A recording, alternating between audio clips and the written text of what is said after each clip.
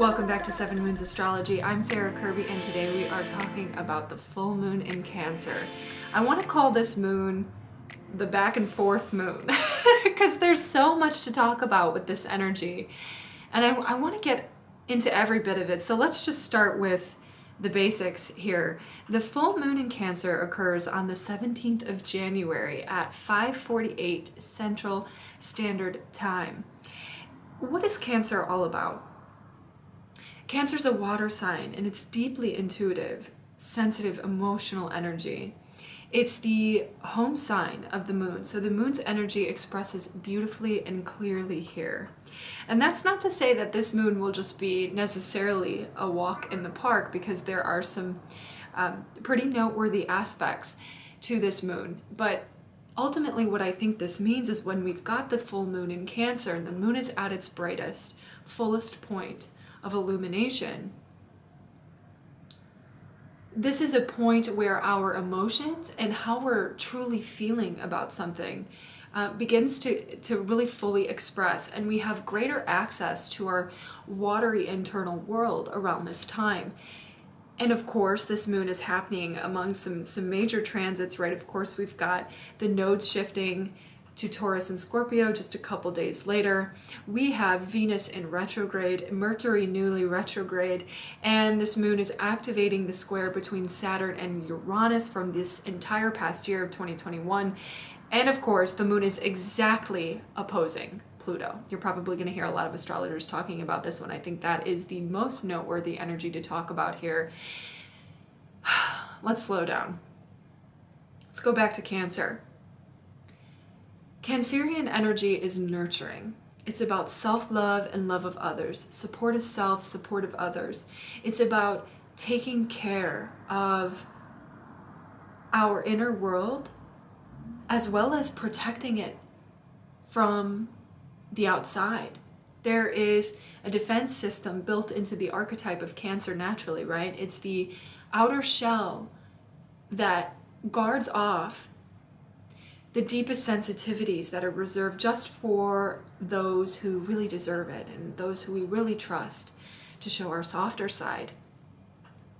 Cancer can be a little bit clingy as well. Cancer is sometimes a little bit needy, and that can be one of the lower manifestations of Cancerian energy.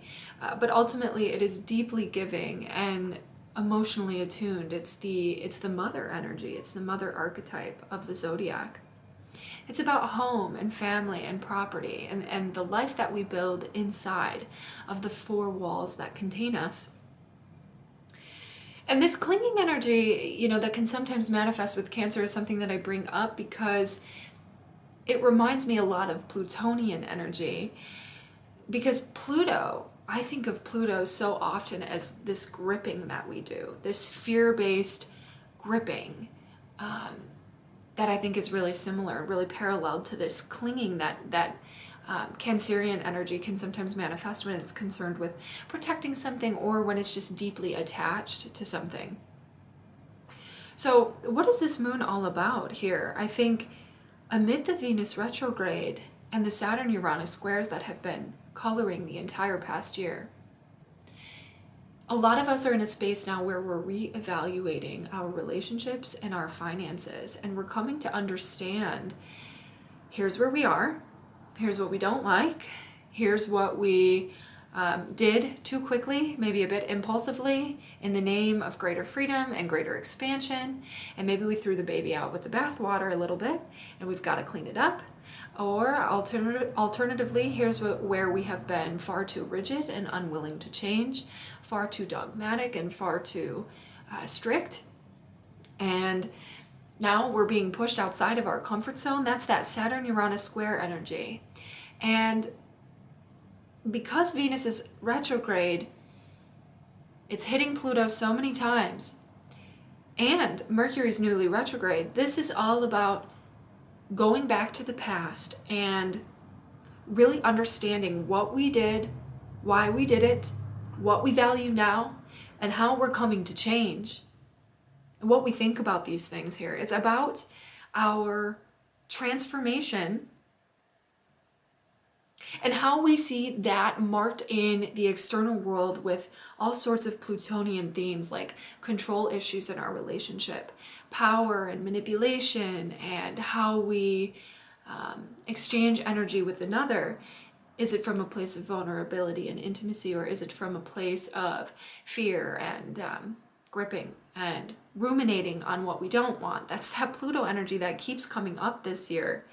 Where are we placing the focus of our magnetic energy? Is it on what we desire or what we don't want to happen? You know, Mercury is basically just stationed to go retrograde at this time, and it's nearly conjunct Saturn, activating that square to Uranus. And to me, this is all about, you know, we're becoming much more disciplined in a certain area of our lives, and that's a good thing. And we also need to pay attention to the way that in many cases, you know, one of the more negative polarities of discipline is being far too strict. And perhaps there's an area of our life where we've been, you know, way too loose with not enough boundaries. You know, those polarities can manifest here. This energy is all about polarities. It is all about feeling like there's two things happening here. We feel two completely different ways about something happening in our lives. And for a lot of us, it's relationships or money. And we need to merge the polarities in order to stop experiencing the chaos and the extremes and the discomfort. And we can't get anywhere energetically with what we've been pushing on because we keep canceling out our efforts, right? It's the principles of the law of attraction, where in each moment of every day, we think one positive thought and the negative thought to cancel it out. And we're running with both realities, both potentials, because we're trying to play out all the scenarios of how this situation could end for us, with relationships, with money, with our appearance, our nutrition, our physical form. Those are major topics coming up because of the Venus retrograde. That's what Venus represents. So it's kind of like walking a tightrope, right? Between the highest heights, highest frequencies of energy and the lowest depths of energy that we can attain. And we are manifesting both realities at the same time, which is why it feels like we're getting nowhere and we continue to be stuck. We haven't picked one, right? We haven't picked one. The full moon in Cancer doesn't necessarily help us to pick it once and for all, but it helps us to understand and intuit deeply which of those realities we want to support more. It helps us to check in a more honest way with what it is we're feeling and what it is we're needing. And I think it makes us more open to supporting other people. But it's not until we learn to discharge those polarities by finding harmony again. Harmony with the self, harmony with another. There's a bit of self-sabotaging in this energy as well, because at the same time, Mercury is in a square with Neptune within about 3 degrees. Jupiter, of course, having moved into the same sign as Neptune in Pisces there, I think that is, you know, expanding on that influence, right? When I look at Neptune and Mars together in a square, that can really speak to me as being a self-sabotaging sort of energy, because Mars just moves so quickly out of anger and out of frustration. And Neptune is associated with that 12th house of the subconscious realms and the addictive patterns and the self-sabotaging behaviors that we have. And you know, we have, each of us has some type of addictive pattern, right? Because an addictive pattern to a negative way of thinking, you're hooked on your own cortisol, right? There's these patterns in our brain these pathways that we just keep firing because we are still moving really quickly with resistance against what we don't want. So there's a lot of that going on right here. It's a rather intense one, but I think it is a very beautifully transformative one at the end of the day. And this full moon is really going to help us to be a little softer with ourselves. And I think each of us could really use that around this time. So that's my general read for the full moon in Cancer. I think that's all I have to say there with this one. I am posting a Patreon exclusive 12 sign forecast for this energy. So if you're interested to see how this plays out by house and by sign for you, you can check out my Patreon. The link is down below. 12 signs will be posted there.